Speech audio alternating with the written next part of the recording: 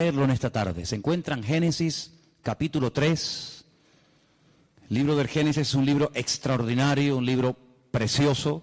Los dos primeros capítulos nos hablan del poder creador de nuestro Dios, cómo con el poder de su poderosa palabra, valga la redundancia, creó todo lo que existe, todo lo que nuestros ojos pueden ver, incluso lo que nuestros ojos no pueden ver, pero que fue creado con el poder de su palabra.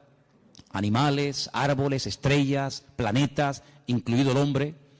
Sin embargo, cuando vamos al capítulo 3, encontramos lo que alguien ha titulado la ruina. La ruina. Todo venía muy bonito, la creación, ¿verdad? Todo puesto en su sitio. Dios había suplido compañera idónea para el hombre, Dios había suplido los alimentos, Dios había suplido absolutamente todo. Pero, lamentablemente, en el capítulo 3 todo cambia. Y a partir del capítulo 3... las cosas van a ser muy diferentes para el hombre, para la mujer, para los animales, para la creación, para el mundo espiritual, absolutamente todo cambia. Empezamos a leer, si queréis, a partir del versículo 1. Estamos en Génesis capítulo 3, versículo 1, donde dice: pero la serpiente era astuta, más que todos los animales del campo que el Señor había hecho. La serpiente, no dice Satanás. Este animal tenía una característica que la Biblia destaca. Dice que era astuta. Y la palabra astuta y la palabra desnudo, que ahora vamos a leerla, es exactamente igual. Solamente que se pronuncia diferente, pero se escribe exactamente igual. Ahora hablaremos de ello. La cual le dijo a la mujer: ¿con que Dios os ha dicho no comáis del árbol del huerto? Y la mujer le respondió a la serpiente: del fruto de los árboles del huerto podemos comer. Pero del fruto del árbol que está en medio del huerto, dijo Dios, no comeréis de él, ni le tocaréis, para que no muráis. Entonces la serpiente le dijo a la mujer: no moriréis, sino que sabe Dios que el día que comáis, serán abiertos vuestros ojos, y seréis como Dios, sabiendo el bien y sabiendo el mal. Versículo 6. Vio la mujer que el árbol era bueno para comer y que era agradable a los ojos y árbol codiciable para alcanzar la sabiduría, y tomó de su fruto y comió, y dio también a su marido, el cual comió así como ella. Entonces fueron abiertos los ojos de ambos y conocieron que estaban desnudos. Entonces cosieron hojas de higuera y se hicieron delantales. Y oyeron la voz del Señor Dios que se paseaba en el huerto al aire del día, y el hombre y su mujer se escondieron de la presencia del Señor Dios entre los árboles del huerto. Mas el Señor Dios llamó al hombre y le dijo: ¿dónde estás tú? Y él respondió: oí tu voz en el huerto y tuve miedo porque estaba desnudo y me escondí. Y dijo Dios: ¿quién te enseñó que estabas desnudo? ¿Has comido del árbol que yo te mandé que no comieses? Y el hombre respondió: la mujer que me diste por compañera me dio del árbol y yo comí. Entonces el Señor Dios le dijo a la mujer: ¿qué es lo que has hecho? Y la mujer dijo: la serpiente me engañó y comí. Y el Señor Dios le dijo a la serpiente: por cuanto esto hiciste, maldita serás entre todas las bestias y entre todos los animales del campo. Sobre tu pecho andarás y polvo comerás todos los días de tu vida. Pondré enemistad. Ahora viene la primera profecía de la Biblia, la primera palabra profética que arroja un rayo de esperanza de que va a ser restaurado el hombre en el futuro, pero a un alto precio. Y la profecía dice así: pondré enemistad entre ti y la mujer, entre tu simiente y la simiente suya. Esta te herirá en la cabeza y tú le herirás en el calcañar. Y a la mujer le dijo: multiplicaré en gran manera los dolores de tus preñeces. Con dolor darás a luz los hijos y tu deseo será para tu marido y él se enseñoreará de ti. Y al hombre le dijo: por cuanto obedeciste a la voz de tu mujer y comiste del árbol que te mandé diciendo, no comerás de él, maldita será la tierra por tu causa, con dolor comerás de ella todos los días de tu vida. Espinos y cardos te producirá y comerás plantas del campo. Con el sudor de tu rostro comerás el pan hasta que vuelvas a la tierra, porque de ella fuiste formado, pues polvo eres y al polvo volverás. Y ahora es la primera vez que vemos al hombre que le pone nombre. Hasta el momento la llamaba mujer, varona, pero ahora le pone un nombre, Adán, a la mujer, y le llama Eva. Y aquí hay un juego de palabras que no se aprecia en español, Eva, por cuanto ella es madre de todos los vivientes, que viene de la raíz Hai, que significa vida. Y el Señor Dios hizo al hombre y a su mujer túnicas de pieles y los vistió. ¿Cuántos dicen amén? Muchas veces la gente se pregunta, pero bueno, ¿esto realmente fue así? ¿O esto es una forma alegórica, un poco rayando una especie de cuento para niños, para que sepamos más o menos lo que fue, lo que ocurrió o lo que no ocurrió? Es decir, ¿esto es literal o esto es alegórico? ¿Hubo realmente una serpiente que el diablo utilizó para hablar a través de ella? ¿Hubo realmente un árbol llamado el árbol de la vida y otro al lado llamado el árbol de la ciencia del bien y del mal? ¿Realmente el hombre y la mujer estaban desnudos en un lugar, en un paraíso, en una especie de huerto regado por 4 ríos, entre los ríos Éufrates y Tigris, que abarcaba desde Irak hasta Egipto? ¿Realmente eso existió? ¿Realmente hubo un hombre llamado Adán y Eva? Y bueno, y todo esto del hombre de Cromañón, y el hombre de Java, y el hombre de Neandertal, y todo esto que es que la ciencia dice, y el tema de la evolución, ¿todo esto es real? ¿O es una forma, repito, alegórica de contar una realidad? Bueno, de toda la vida, los creyentes, los que estudiamos la Biblia, hemos creído que el libro de Génesis es un libro que tiene una literalidad total y absoluta. Si nosotros ponemos en duda, si cuestionamos la literalidad del capítulo 3 del Génesis, por la misma regla de 3 tenemos que dudar de que el capítulo 1, el capítulo 2, el capítulo 4, el 5, así sucesivamente, también sea literal. Porque lo que no se puede hacer a la hora de estudiar un libro o un tema es utilizar 2 varas de medir. Nosotros aquí en Canarias, en España, en Europa, salvo en Inglaterra, tenemos unas medidas, ¿verdad? Metros, centímetros, kilómetros, etcétera. Pero si fuéramos a Inglaterra o a Estados Unidos o a otros países, ellos tienen otras medidas. Ellos trabajan con pulgadas, con yardas, con millas, etcétera. Nosotros trabajamos con otro tipo de medidas. Pero cuando usted va aquí a una ferretería, cuando usted va a un lugar para comprar herramientas, pues, en fin, las medidas usted las tiene que dar en las medidas que se usan aquí, no en las medidas con las que se puede trabajar en Inglaterra, en Estados Unidos o en cualquier otra parte del mundo. Cuando nos acercamos a la Biblia, no podemos decir, bueno, el capítulo 1, pues sí, hombre, es literal, porque tampoco me crea tanto problema, ¿no? El ver que Dios, con el poder de su palabra, pues fue creando progresivamente una serie de cosas. Ahí, pues casi no hay problema. Pero esto de la serpiente, del arbolito, que si comieron, que si no comieron, pues como choca un poco con nuestra especie de racionalidad, pues entonces decimos, bueno, esto tiene que ser algo alegórico, no puede ser algo real. Tendríamos un gravísimo problema si comenzamos a interpretar un capítulo literal, otro alegórico, uno literal, otro alegórico, porque entonces, ¿quién es el que establece que este es literal? ¿Quién es el que establece que este es alegórico? ¿Tú? ¿El conjunto de los hermanos de la iglesia? ¿Una serie de teólogos? ¿Los pastores? ¿Los maestros de la Biblia? ¿Los traductores? Es muy complicado. La hermenéutica nos obliga, es decir, la ciencia que nos obliga a la correcta interpretación de los textos bíblicos, nos obliga a utilizar una sola vara de medir. No podemos utilizar 2 sistemas de interpretación de un mismo pasaje, porque tendríamos unos problemas terribles.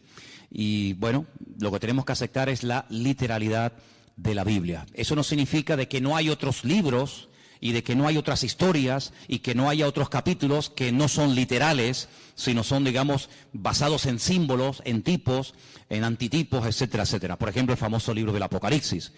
En el famoso libro del Apocalipsis aparecen ahí una serie de animales, de colores y de cosas que lógicamente ni siquiera existen, pero que a través de esos colores, de esos números, de esos animales que van cambiando de color, el Señor tiene un mensaje que hay que saber interpretarlo. Evidentemente no existe ni ha existido jamás un dragón, ni un caballo que ahora es blanco, mañana negro, pasado amarillo y finalmente rojo. Todo eso tiene una razón de ser, pero es que el libro del Apocalipsis, salvo una parte del principio del libro, que son los mensajes a las iglesias del Apocalipsis, sabemos que el libro del Apocalipsis, un 90 o más del porcentaje del libro es un libro profético, y el lenguaje profético es un lenguaje completamente diferente a un libro como, por ejemplo, el libro de los Hechos, que es un libro histórico. Entonces la historia no es alegórica, la historia es o no fue. Pero realmente hubo un señor llamado Pablo, realmente viajaron a Roma, o Roma significa otra cosa y Pablo significa otra cosa. Sabemos que la historia no es alegórica, es real. Lo profético sí puede tener esa especie de diferente interpretación. Pero el Génesis no es un libro alegórico. No es un libro alegórico. Los únicos, escuchen bien esto, los únicos que interpretan alegóricamente no solamente el capítulo 1 y el 2 y el 3, sino todo el libro del Génesis, los únicos en la historia que lo hicieron, lo hacen y me temo que lo seguirán haciendo, interpretar alegóricamente el libro del Génesis, son los cabalistas. Cuando usted estudia la Cábala, pues en la Cábala todo tiene una explicación, nada es real, nada es literal, sino que hay cosas que tienen que ver con lo femenino, con lo masculino, etcétera, etcétera, pero no vamos a entrar en eso porque, ¿para qué? Por lo tanto, en el libro del Génesis lo que vemos es que Dios en los 2 primeros capítulos, Él crea todo lo necesario e imprescindible para que el hombre esté cómodo y para que al hombre no le falte absolutamente de nada. Le suple los alimentos, le suple su compañera, su esposa, etcétera, etcétera. Pero crea un hombre tan perfecto, tan perfecto. Recuerden que el hombre es una especie de representación, una especie de, no quiero utilizar la palabra clon para que no se me malinterprete, pero dice que fue creado a imagen y semejanza de Dios. Ya explicamos que Selen, Demut, que son las 2 palabras que se utilizan, no es en cuanto a aspecto físico, pero sí es en cuanto a capacidades, en cuanto a dotación. El hombre tiene unas capacidades muy similares a las de Dios. Puede elegir, puede, tomar decisiones, puede razonar, puede recibir órdenes, puede dar órdenes, etcétera, etcétera. Algo muy similar a la naturaleza y a la esencia de Dios, lógicamente con sus limitaciones, ¿verdad? Pero lo crea tan perfecto que le da la capacidad de poder rebelarse en contra de su Creador. ¿Por qué Dios lo hizo así? Bueno, eso se lo preguntaremos en su momento al Señor. Tal vez nosotros lo hubiéramos hecho de otra manera, pero no significa que el hecho de que Dios le haya dado, que haya dotado, que haya capacitado tanto a uno como a otro, tanto al hombre como a la mujer, con la capacidad de rebelarse contra su Creador, no significa ni mucho menos que Dios se equivocó o que Dios le hizo mal. Esa era la voluntad de Dios, y la voluntad de Dios, dice Romanos 12, es santa, agradable y perfecta. Y si así no fuera, entonces sí podríamos tachar o sí podríamos cuestionar a Dios de ser más que un Dios de amor, más que un creador de robots, un creador de clones, un creador de seres incapaces de rebelarse, sino que le aman y le obedecen, porque aunque quisieran dejar de amarle o dejar de obedecerle, no pueden, porque Dios no los ha capacitado para ser rebeldes. Todo lo contrario. El hombre se rebeló. El hombre le creyó más a lo que Satanás le decía que a lo que Dios dijo. Fijaros que en ningún momento, y esto es algo interesantísimo, hermano, en ningún momento Satanás cuestiona la existencia de Dios. En ningún momento dice cosas como, Dios, ¿y ese quién es? Pero si Dios no existe, en ningún momento cuestiona Satanás la existencia de Dios, sino lo que cuestiona, lo que pone en tela de juicio, no es la existencia de Dios, sino las órdenes, las limitaciones que Dios ha puesto. Que Dios te ha dicho, luego ya Dios existe, lo da por hecho. Que Dios te ha dicho que si comes, que si desobedeces la orden que Él te ha dado, morirás. No le creas, no es verdad, no morirás. Lo que pasa es que Dios no te ha dicho toda la verdad, y yo sí te la voy a decir. Fíjate qué tremendo, ¿eh? Es un atentado contra la mismísima esencia de Dios. La esencia de Dios es la verdad. La esencia de Dios es la verdad. Yo no lo voy a hacer ahora, pero si yo les trajera, que lo tengo por ahí fotocopiado, allí en el cuartito de la oración lo podéis ver, el capítulo 1 del Génesis, si comenzáramos a sumar una serie de palabras, continuamente, en todo el capítulo 1 y en todo el capítulo 2, continuamente aparece, después de leer ciertas y determinadas frases o textos, la palabra verdad. Y lees y verdad. Y es como que el texto lleva la firma de Dios. Es como cuando vimos aquí, ¿os acordáis? Cuando vimos aquí la bendición sacerdotal que estudiamos el domingo, esta bendición diseñada, creada y enseñada por Dios al hombre, lleva la firma de Dios. Saber encontrarla, pero la lleva. Luego, el libro del Génesis, el relato de la creación, lleva la firma de Dios, y la firma de Dios, la esencia de Dios, es la verdad. El mismo Señor Jesucristo, la misma palabra cuando se encarna, porque esto es un milagro, este es el milagro más grande de todos. El milagro más grande no es que un ciego pueda volver a ver, que es algo tremendo, o que un muerto resucite, o que un leproso sea limpiado. Sí, son milagros tremendos, pero hay algo más grande que eso, y es que la palabra, el verbo, se hace carne. Eso es lo más grande que hay, y sobre esa verdad hemos estudiado también en las últimas semanas. Juan basa toda la explicación de su evangelio diciendo, y el verbo que era Dios se hizo carne, habitó entre nosotros y vimos su gloria, gloria como del unigénito del Padre. Sí, eso es algo tremendo, porque que la Biblia de repente haga así ¡fum!, y se convierta en carne, pues eso es lo que ocurrió. El Señor Jesucristo se hizo carne y habitó entre nosotros. Y dice la Biblia, y si alguno cuestiona eso, si alguno no es capaz de confesar, dice Juan, es muy claro en esto, si alguno no confiesa que el verbo, que la palabra se hizo carne, ese es mentiroso y ese es el espíritu del anticristo. Qué tremendo, Por eso dice, ¿queréis probar los espíritus? Cuando dice Juan, no me estoy yendo del tema, ¿no? Pero solamente para remarcar un poco esto, dice, probar los espíritus, porque no todo espíritu es de Dios. Y uno dice, bueno, ¿y cómo pruebo? ¿Y cuál es la prueba? Dice, dile, ¿crees que Jesucristo, crees que el verbo ha venido y se ha hecho carne? No, yo no creo eso. Entonces este no es de Dios. Ahí se prueban los espíritus. Si dice que sí, evidentemente es otra cosa. Pero volviendo al tema, entonces lo que hace Satanás es que siembra la duda. Alguien dijo que la duda es el padre del pecado. En cuanto una persona comience a dudar de que la palabra de Dios es la palabra de Dios, de que Dios existe o no existe, de que hay infierno o no, de que Dios es bueno o no tan bueno, en el momento en el que ese virus, ese veneno llamado duda, entre en tu vida, amigo, como no lo frenes y como no contrarrestes y ataques y neutralices ese veneno, ese virus, con la verdad, porque la verdad es lo que mata la duda, eres hombre muerto. Y eso fue lo que Satanás comenzó a hacer.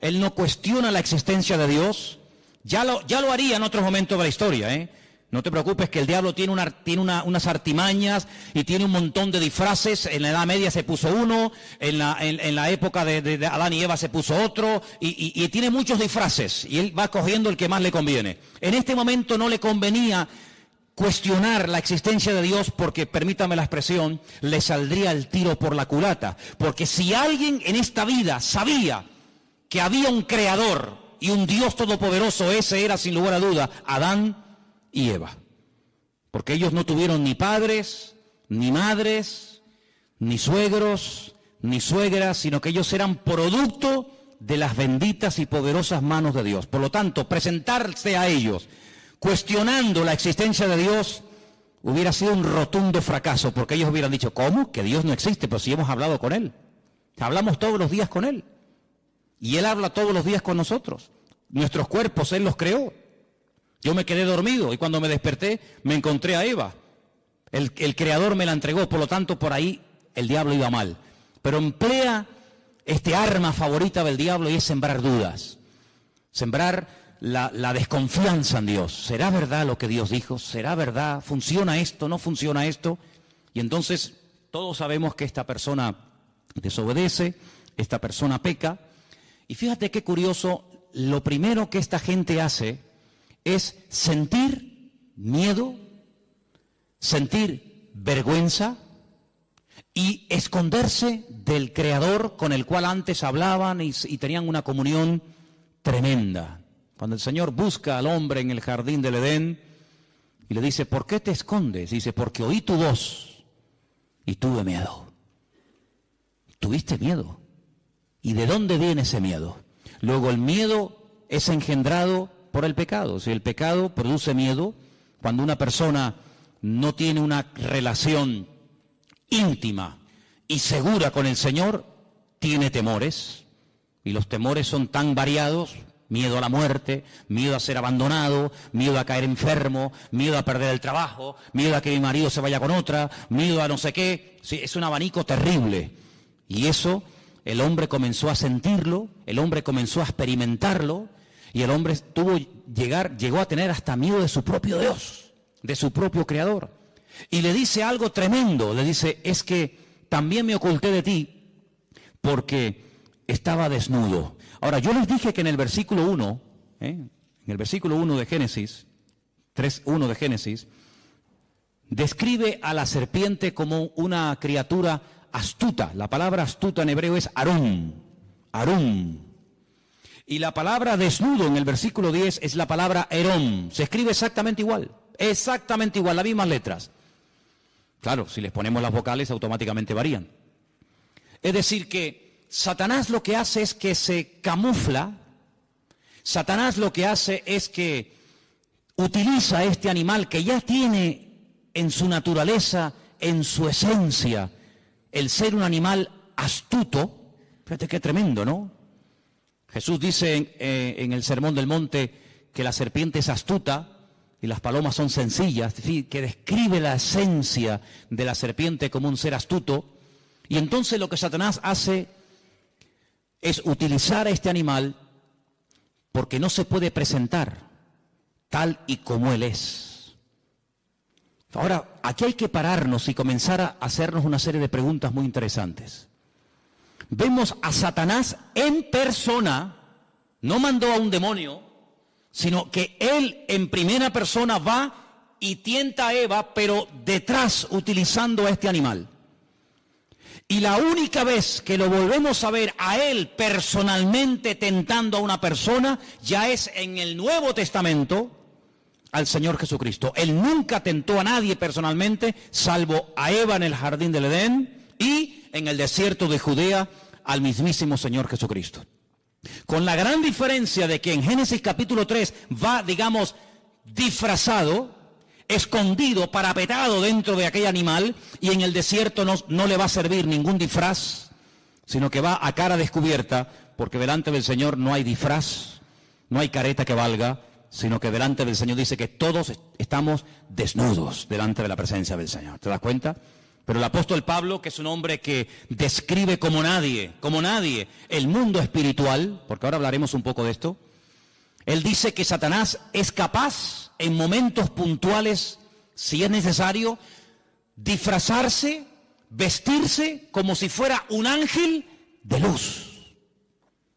Y ha habido casos en la historia, pero tremendos, de personas que dicen que han tenido la visita de ángeles que les han revelado cosas y esas cosas las han escrito. Y bueno, y por ahí nació el famoso libro del Mormón, que es el que usan los mormones. Y cuando se le pregunta a los mormones, ¿y de dónde salió el libro del Mormón? Pues ellos te dicen que un ángel llamado Moroni despertó una noche a este joven llamado Joseph Smith y lo llevó a un lugar donde le mostró unas planchas de oro que estaban escritas en un idioma que él no conocía, y este ángel le mostró la interpretación de aquellas planchas de oro y le dio un mensaje que está en el famoso libro del Mormón. Y otra persona que presume de que un ángel del cielo bajó y le daba revelaciones es nada más y nada menos que el falso profeta llamado Mahoma, porque Mahoma es un falso profeta, ¿verdad?, que dice que recibió las enseñanzas de un ángel, pero un ángel evidentemente que no era un ángel de Dios, era un demonio. Porque el apóstol Pablo dice en Gálatas capítulo 1 que si un ángel del cielo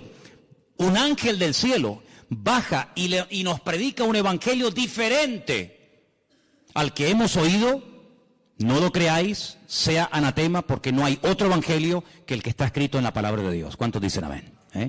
Así que en momentos puntuales Satanás incluso ha sido capaz de disfrazarse y de hacerse pasar como un ángel bueno, un ángel de la guardia, un ángel que viene a darte buenas vibraciones, buena energía, como dicen algunos por ahí. Ahora, fijaros qué interesante, porque Eva y Adán y Eva no tenían conocimiento, y esto es muy importante y yo sinceramente nunca lo he oído.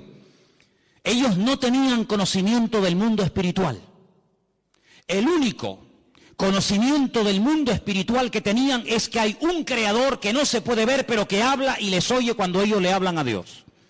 Pero ellos no tenían ningún conocimiento del mundo espiritual. Pero el mundo espiritual evidentemente ya existía y era real, puesto que cuando uno comienza a leer la Biblia desde el principio, uno se encuentra que el que está hablando es Dios. Más adelante encontramos que Dios crea a un hombre. De ese hombre extrae a una mujer. Y encontramos a Dios, al hombre y a la mujer. Capítulo 1 y capítulo 2. Pero cuando vamos al capítulo 3 nos encontramos que ya no hay 3, ahora hay 4. Ahora seguimos teniendo evidentemente al Creador, a Dios, a Eva, a su marido Adán y a Satanás, utilizando a esta serpiente. Y la pregunta lógica es, ¿dónde dice en Génesis 1 o en Génesis 2 cuándo fue creado este personaje? Porque no vemos en ningún momento en el libro del Génesis, ni en Éxodo, ni en Levítico, ni en Número, ni en Deuteronomio, no vemos en ningún momento que este ser existía. Sin embargo, la palabra de Dios en Ezequiel capítulo 28, ahora leeremos algunos versículos, el Señor dice que este querubín, lo llama así, querubín protector, grande y protector, estuvo en el jardín del Edén. Luego hay una creación que no se relata en Génesis capítulo 1 ni en Génesis capítulo 2, pero que ya existía. Vemos que Satanás ya no es ese querubín protector encargado de la música, de la alabanza y de la adoración, sino que es un ser maligno que lo que pretende es separar al hombre de Dios. Luego ya su naturaleza no es una naturaleza sana, una naturaleza buena, sino que su objetivo es arruinar. Su naturaleza ahora es maligna, perversa. El Señor dijo, es un ladrón. Viene a hurtar, a matar y viene a destruir.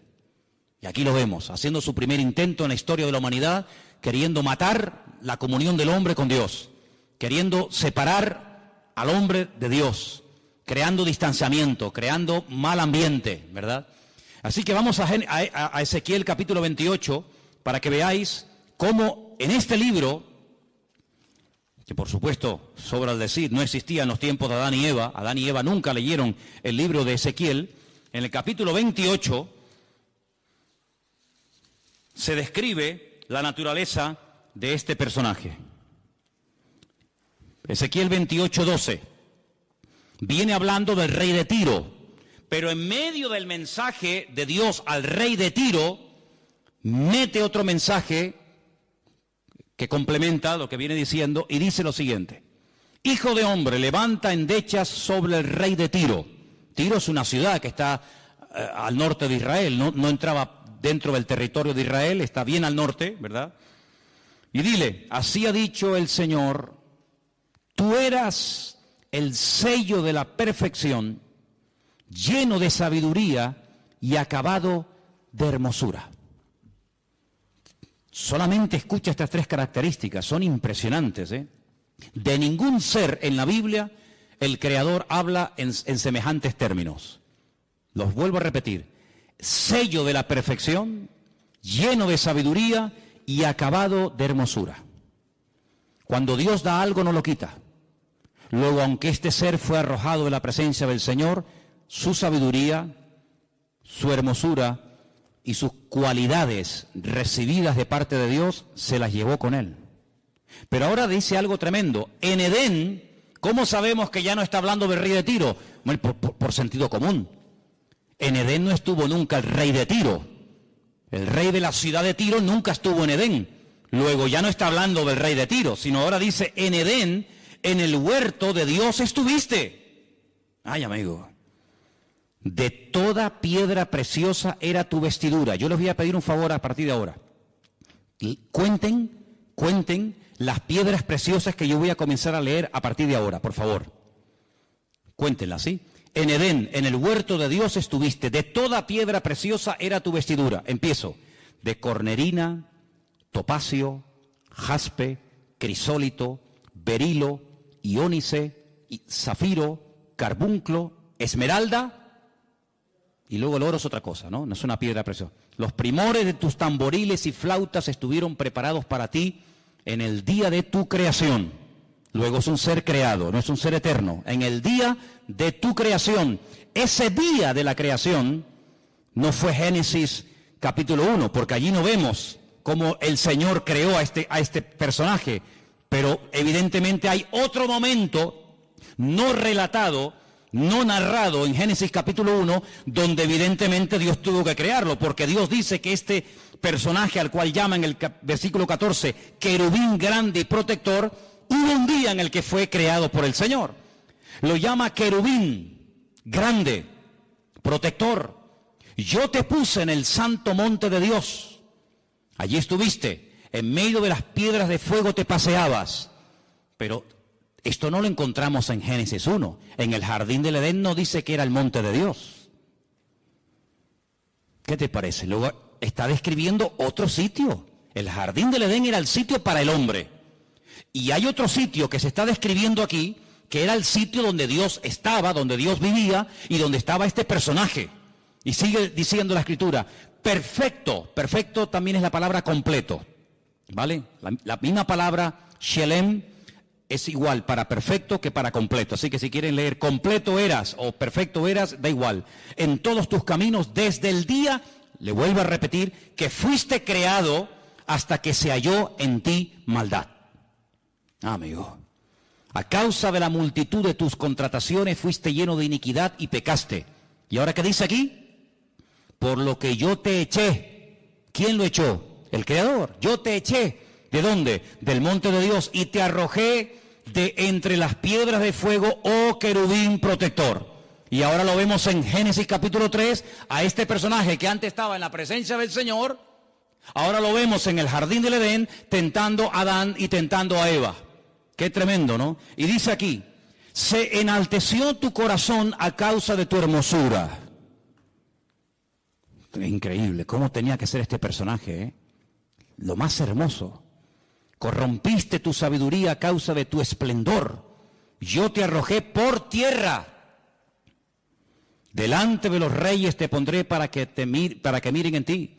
Con la multitud de tus maldades y con la iniquidad de tus contrataciones profanaste tu santuario. Yo pues saqué fuego de en medio de ti, el cual te consumió y te puse en ceniza sobre a los ojos de todos los que te miran. Todos los que te conocieron de entre los pueblos se maravillarán sobre ti, espanto serás y para siempre dejarás de ser. Fíjate que lo llama querubín, pero la palabra querubín en Génesis 1 no aparece. La palabra querubín en Génesis 2 no aparece. La primera vez que aparece en la Biblia la palabra querubín, ahora vamos a decir que es un querubín, aparece en Génesis capítulo 3. Volvamos a Génesis 3. Concretamente el último versículo. Génesis 3, el último versículo. Y dice así, echó pues fuera al hombre y puso al oriente del huerto del Edén querubines y una espada encendida que se revolvía por todos lados para guardar el camino del árbol de la vida. Luego, si Adán y Eva nunca habían oído en su vida la palabra querubines, cuando se presenta este personaje utilizando a esta serpiente astuta, ella no tiene ningún conocimiento del mundo espiritual. Ella no sabe lo que es un querubín, ella no sabe lo que es un serafín, ella no sabe quién es Satanás, ellos no saben nada.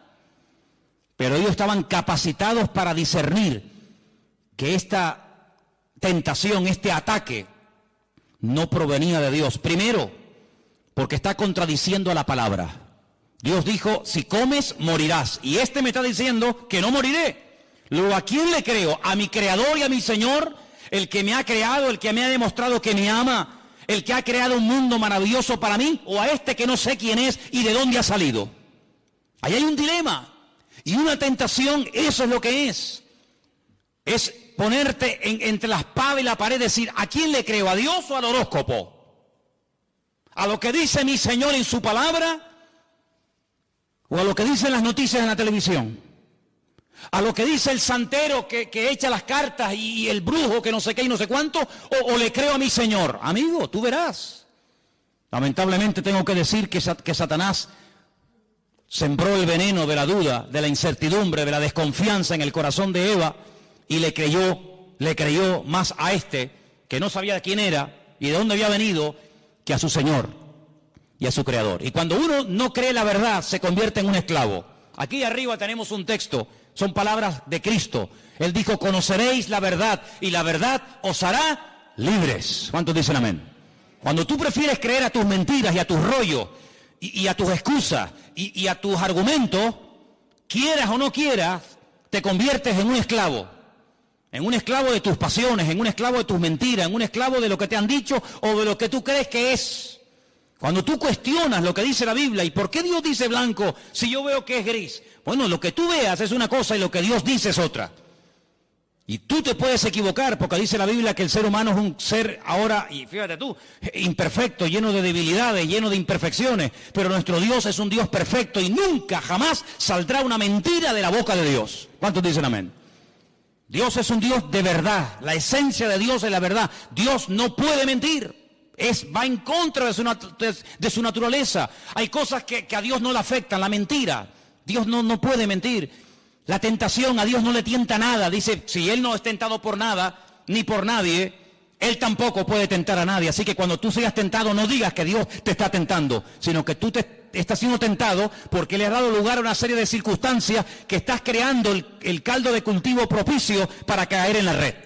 Pero Dios no tienta a nadie. Una cosa es que Dios te pruebe y otra cosa es que Dios te esté tentando. Cuidado. La prueba es para fortalecerte, para acercarte a Él. La tentación es al revés, para separarte y para que caigas y para que cuestiones pues la asistencia, el amor, la misericordia, la bondad o lo que sea de parte del Señor. Así que vemos que esta mujer, al no tener conocimiento del mundo espiritual, crea este personaje que, repito, no sabe de dónde ha salido y que encima le lleva la contraria al Señor. Pero tú y yo no tenemos esa excusa para pecar. Porque tú y yo tenemos muchísimo conocimiento del mundo espiritual, ¿sí o no? Si tú le dices a Adán y a Eva, Satanás, dice, no sabían quién era. Pero si yo te digo a ti, el diablo, Satanás, el padre de mentira, ¿sabes quién es o no? Amigo, hay un conocimiento que tú tienes que ni Adán tenía. Y por eso dijo alguien en cierta ocasión que el terreno de Satanás es la ignorancia. Cuanto más ignorante sea, más fácil se lo pones al diablo para que te engañe. Ah, que yo no sabía, por eso caíste. Pero ahora nosotros no tenemos la excusa de decir, es que yo no sé lo que son los demonios, yo no sé quién es el diablo, yo no sé. No, sí sabemos, claro que sabemos, hombre, que sí sabemos. Mira, el mundo espiritual, quien mejor lo describe, si a alguien le interesa este tema, es sin lugar a duda el apóstol Pablo.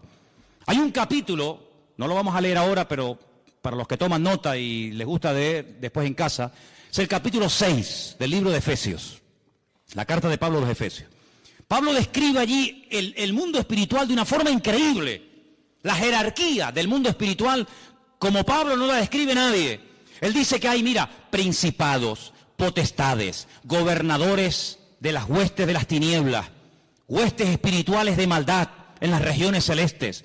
Si te vas al libro de Ezequiel, te encuentras, por ejemplo, en Ezequiel capítulo 28, los versículos 13 y 14, te encuentras a los querubines, que en Ezequiel 1 los llama los seres vivientes. Cuando tú oigas la palabra seres vivientes, son los querubines. Qué curioso que cuando dice la Biblia que el Señor mandó a construir el tabernáculo con todo el mobiliario, ¿se acuerdan? Con la menorá, con la mesa de los panes, con el altar del incienso, el altar del sacrificio, con el arca de la alianza. Dice que dijo, encima del arca, en la tapa, quiero que construyas 2 querubines. Porque son los que van a proteger la presencia del Señor. ¿Qué puso el Señor en el huerto del Edén para que no dieran marcha atrás y alargaran la mano y comieran del árbol de la vida que producía la vida eterna? Querubines, protectores. Luego los querubines tienen, entre comillas, la función de proteger, de cuidar, de rodear el trono del Señor. Digamos que serían, entre comillas, para que nos entendamos, su especie de guardaespaldas, para que nos entendamos. Los serafines, que son otros seres angelicales que están en la Biblia, quien mejor lo describe es Isaías, capítulo 6. Cuando él es llamado, dice, cuando el Señor me llamó, yo vi la gloria del Señor. Y vi serafines que tenían 6 alas, con 2 volaban, con 2 tapaban su rostro y con 2 tapaban sus pies y decían continuamente, santo, santo, santo es el Señor, toda la tierra está llena de la gloria del Señor. Entonces te das cuenta que en la Biblia hay serafines, querubines, ángeles. ¿Quién se le presentó a María cuando le dijo, escucha mujer, bendita eres tú entre todas las mujeres? A partir de ahora te llamarán bienaventurada, porque llevarás en tus entrañas, llevarás en tu vientre, nada más y nada menos que al bendito Hijo de Dios. Un arcángel. ¿Quién? Gabriel. Luego dice, hay serafines, hay querubines, hay un arcángel que se llama Gabriel. Luego te vas al libro de Daniel y te encuentras que hay otro arcángel tremendamente poderoso que se llama el arcángel Miguel. El gran príncipe, dice Daniel 12, que está de parte de los hijos de tu pueblo. Te das cuenta que describe un mundo espiritual tremendo. Es decir, no lo podemos ver con nuestros ojos, pero eso no significa de que no existan. Hay gente que dice en su ignorancia, yo si no veo no creo. Pues por esa misma regla de tres, usted no cree en Júpiter, ni en Plutón, ni en Marte, ni en montones de cosas que existen, simplemente por el argumento ridículo y absurdo de que usted no lo ve. Bueno, hay millones de cosas que nuestros ojos no ven, pero sin embargo, ¿usted ha visto alguna vez algún átomo? ¿Ha visto alguna molécula? ¿Ha visto los protones y los neutrones? ¿Ha visto alguna vez eso? No, pero existen y están aquí ahora mismo. Y en este momento aquí dentro hay miles de voces de radio de onda, ¿verdad? Radio de frecuencias que están aquí, las ondas, ahora no se oyen, no se pueden ver, porque no tenemos un receptor, pero si pusiéramos una radio y la encendemos, automáticamente oímos que la radio está hablando. No, la radio no está hablando, la radio está reproduciendo por ese famoso invento de Marconi, el italiano, ¿no?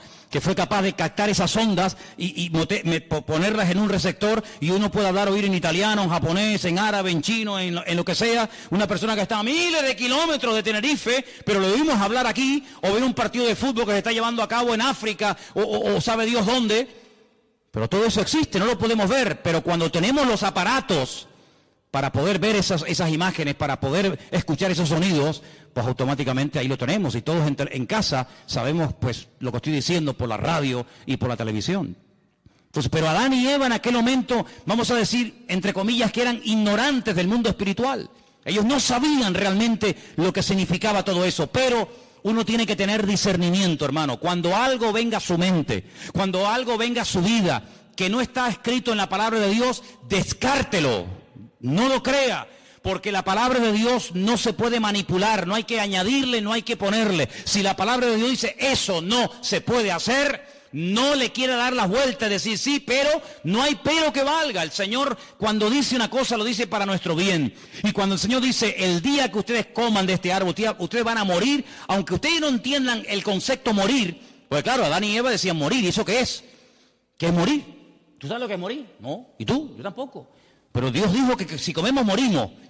Pero es que yo no sé lo que es la muerte. Yo nunca he visto ni siquiera un perro muerto en una carretera. Yo no he enterrado a un hijo. Yo no sé lo que es el concepto muerte. Para ellos era un concepto abstracto. No lo entendían. Pero el que no lo entiendas no significa que no estemos obligados a obedecer la palabra de Dios. ¿Cuántos dicen amén? Ahora nosotros, con más motivo, no tenemos ninguna excusa. ¿Por qué? Porque sabemos lo que es. Sabemos lo que es la muerte. Sabemos lo que es la tristeza, el desánimo, la depresión, la desgracia, los follones, los líos. ¿Por qué? Porque lo hemos visto en otras personas. Tenemos millones de puntos de referencia, incluso en nosotros mismos. Sabemos las consecuencias terribles de hacer algo malo, pero en aquellos momentos ellos no tenían eso, pero tenían algo muy importante. Y es que ellos tenían que haberse dado cuenta de que este ser, que no sabían de dónde había venido, estaba contradiciendo la palabra del Señor. Porque uno de los juegos favoritos del diablo es llevarle la contraria a Dios. ¿Qué dijo Dios el día que se bautizó su hijo en el río Jordán? Este es mi hijo amado, en el cual tengo toda complacencia, en el cual deposito toda mi confianza. ¿Quién dijo eso? Dios. La voz de Dios se oyó. Se va al desierto. ¿Y quién viene a tentarlo? Este personaje terrible, Satanás. Y le dice, si eres el Hijo de Dios, di a estas piedras que se conviertan en pan. Yo no tengo que convertir las piedras en pan para demostrarte a ti, o a mí, o a alguien que soy el Hijo de Dios. Yo sé que soy el Hijo de Dios. ¿Y cómo lo sé? Porque mi Dios, mi Padre, me lo acaba de decir el día que me bauticé en el río Jordán. Este es mi Hijo amado. Por lo tanto, yo le creo a mi Dios, yo le creo a mi Padre, yo creo en lo que Él me ha dicho. Y si nosotros tenemos esa fe y estamos agarrados a la palabra, cuando viene una mentira, cuando viene una herejía, cuando viene un mal pensamiento, cuando viene algo que contradice a la palabra, automáticamente, hermano, aunque no sepamos lo que puede pasar, aunque no entendamos todo, decimos no, esto no es de Dios. ¿Por qué? Porque va en contra de la palabra del Señor. Y nada más, y con eso tendría que sobrarnos todo lo demás. Ahora, varias cosas ocurrieron allí. Antes de ser expulsados, Dios confronta al hombre con su pecado y le dice, mira, a partir de ahora vas a darte cuenta de que la tierra no produce con la fuerza que producía antes. Tu mujer, cuando dé a luz, va a comenzar a sufrir dolores en el momento del parto. Y tú vas a comenzar a sudar. Luego se ve que antes no sudaba. Tú vas a comenzar a perder humedad. Tú vas a comenzar a secarte. Y vas a tener que reponer los líquidos, porque como no repongas líquido te deshidratas y te puedes morir. Entonces hay una serie de consecuencias en el mundo espiritual, en el mundo natural, en el mundo físico, que van a cambiar a partir de ahora. Pero cuando yo te eche del jardín del Edén, no te vas a ir como yo te puse aquí. Yo te puse aquí desnudo, pero tú te vas a ir vestido. Porque hemos leído esta noche, en el capítulo 3, versículo 21, que el Señor los cubrió con pieles de animales y los vistió. Y esto es una lección objetiva que Adán y Eva captaron al momento. Animales inocentes han tenido que morir por mi culpa. Ahora entienden lo que es morir. Cuando ellos vieron a esos pobres animales, yo no sé si eran ovejas, si eran cabras, yo no sé lo que eran. Pero la Biblia nos enseña que el Señor tomó pieles de animales, cubrió a este hombre y a esta mujer, y ellos vieron lo que significa, ellos entendieron el concepto morir. Es decir, que ahora estas ropas que me van a cubrir, me van a recordar a donde quiera que vaya, que yo tengo que vestirme porque me he convertido en un ser pecador. Y por eso dije al principio que cada vez que te pones una camisa, un pantalón, una falda o una chaqueta, por muy cara, por muy bonita, por muy moderna que sea, todo eso nos recuerda constantemente que somos pecadores, seres caídos, pero que por la misericordia y por la gracia de Dios podemos alabar a nuestro Dios. ¿Cuántos dicen amén? Así que la ropa no es ninguna bendición. Hay gente que se mata por tener la ropa de última moda y por tener marcas de no sé qué, y hay todo un negocio, hay todo un consumismo alrededor de esta historia de la moda, ¿verdad? Pero no se olviden de que todo eso viene como consecuencia del pecado. Y no solamente han tenido que morir animales inocentes para poder vestirlos a ustedes, sino que a partir de ahora la relación entre ustedes y yo va a ser diferente. Antes no había intermediario. El Señor venía, hablaba con ellos, ellos hablaban con el Señor, no había ningún problema. A partir de ahora no. A partir de ahora, cada vez que ustedes quieran acercarse a mí y quieran tener comunión conmigo, tienen que acercarse con sacrificios de animales. Y uno dice, ¿y por qué sacrificios de animales? Amigo, porque cuando el Señor les vistió a ustedes, animales inocentes tuvieron que morir para cubrir vuestra desnudez. Sangre de animales inocentes se tuvo que derramar para cubrirles a ustedes, y cada vez que ustedes quieran acercarse delante de Dios y sacrifiquen un animal sobre un altar de piedra, ustedes tienen que recordar que todo esto es la consecuencia de la desobediencia y del pecado de vuestros antepasados o de ustedes mismos. Ahora podemos entender el grado de desfachatez y de poca vergüenza que tuvo uno de los hijos de este primer matrimonio, cuando dice que los dos hermanos, Caín y Abel, fueron un día a la presencia del Señor. Ellos sabían que las ropas que llevaban les recordaban que eran pecadores, que papá y mamá vivieron un tiempo desnudo en un lugar maravilloso llamado el Gan Edén, pero que ahora tenemos que ir vestidos porque fuimos pecadores y desobedecimos al Señor, y tenemos que presentarnos delante de Dios con animales para recordar nuestra naturaleza pecaminosa. Y entonces llega uno de los hermanos y dice que llevó al Señor una ofrenda, pero no de animales, sino del producto de la tierra: peras, sandías, melones, papaya, pepinos, lechugas, y la pone sobre el altar. Y al lado está su hermano Abel presentando un sacrificio, y dice literalmente la Escritura que el Señor miró con buen agrado la ofrenda de Abel, pero no le agradó de la ofrenda de Caín. Y ahora uno dice, fíjate qué tremendo, ellos sabían, los dos hermanos, del mismo padre, de la misma madre, recibiendo la misma enseñanza, pero uno va delante de Dios como Dios manda, como Dios establece, como Dios dice, el otro como a mí me da la gana. Y aquí vemos una imagen de España, aquí vemos una fotografía, aquí vemos una realidad de nuestra sociedad. Por una parte la gente que dice, ¿qué ha dicho el Señor? Que no vaya por ese camino, que no haga esto, esto y aquello. Pues gloria a Dios, yo lo hago y punto. Pero vemos una gran masa que dice, Dios que ha dicho que tenemos que vestirnos, pues ahora nos vamos a poner todos desnudos.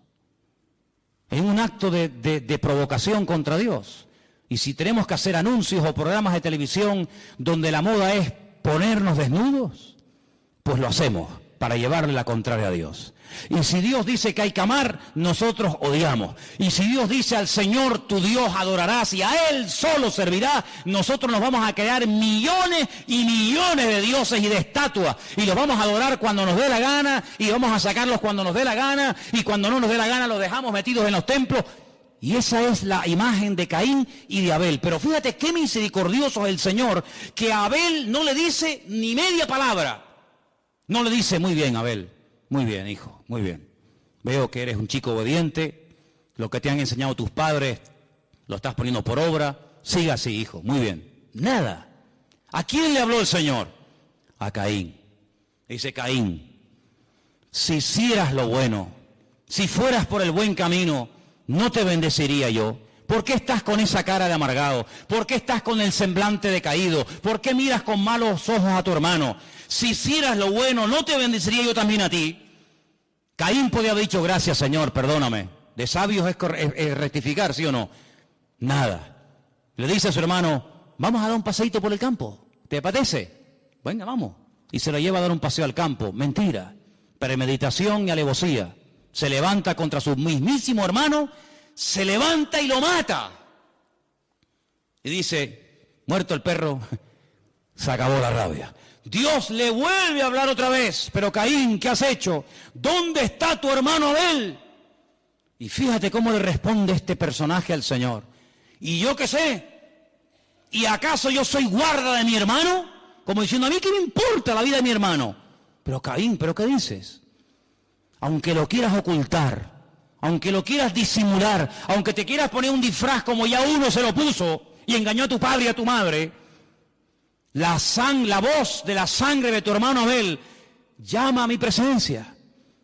Así que errante serás por toda la tierra y maldito serás y darás vueltas y vueltas y vueltas y no te sentirás a gusto en ningún lado. Estarás un día en el monte y quieres estar en la playa. Y cuando estés en la playa te quieres ir a la montaña. Y cuando es de día quieres que llegue la noche. Y cuando es la noche quieres que llegue de día. Y cuando hace frío, qué asco de frío. Cuando hace calor, que vas a ser un ser insatisfecho toda tu vida. Es lo que yo llamo el espíritu de Caín.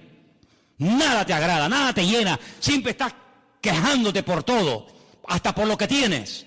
Y entonces Caín reflexiona y dice, Señor, grande es mi pecado, ahora te das cuenta que grande es tu pecado. Señor, y si yo voy por toda la tierra, y si alguien me quiere matar, ¿cómo me defiendo? Y ahí viene la misericordia. Es que es tremendo, Te acabas de cargar a tu hermano, me hablas con una prepotencia y una arrogancia terrible, pero ¿sabes lo que te digo? Te voy a poner una marca en tu frente, para que cuando alguien te vea, no te mate. Aún así el Señor le da una protección sobrenatural a este personaje, ¿no? Pero quiero terminar, porque hay material aquí para dar y vender, quiero terminar pidiéndoles a todos ustedes que se aprendan 3 números. ¿Sois capaces, no? ¿Sí o no? ¿Sí o no? Bien. 28, 28 y 21. Más fácil imposible. ¿Sí o no? Éxodo 28. Ezequiel 28, Apocalipsis 21. A ver, díganlo ustedes solos. Éxodo 28, Ezequiel 28, Apocalipsis 21. Porque dice la Escritura, son las 3 únicas listas que hay en la Biblia de piedras preciosas. A mí me encantan las piedras preciosas. No tengo ninguna, a ver si me entienden. Pero me encantan las piedras. Para mí es algo tan hermoso, un rubí, una esmeralda, un diamante, un zafiro, son cosas preciosas, ¿no? Son muy bonitas.